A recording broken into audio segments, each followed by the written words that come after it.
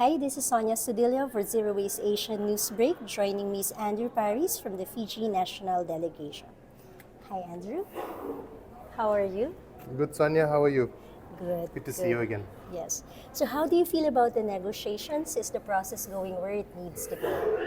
How do I feel? I think it's mixed emotions.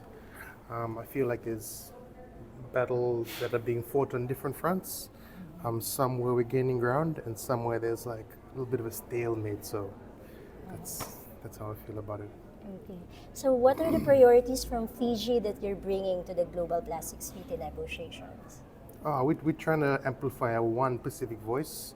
I mean, in the Pacific small developing states, Fiji is very much a big part of that, and we're calling for an ambitious treaty that addresses the full life cycle of plastics, right, from production to waste management, full Full.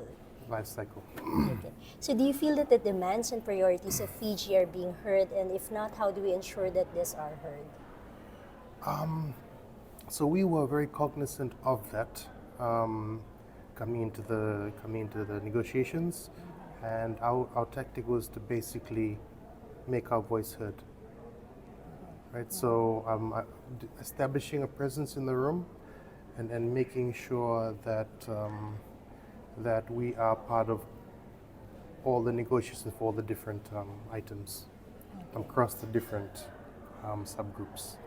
How many are there from Fiji? In the Fiji delegation, there is six of us. Yeah. That's good.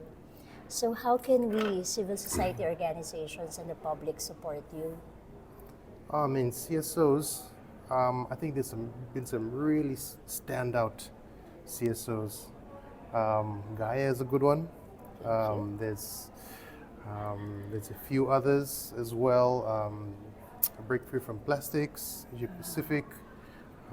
They've being being made aware of all the materials or the policy briefs, webinars, the whole spectrum of communications has been really useful for us in trying to not just inform our positions, but trying to develop rationale behind why we want this, and also gaining perspectives from countries across the Asia Pacific and across the world that have that face very similar impacts from the effects of plastic pollution, and countries where we're basically calling for the same thing.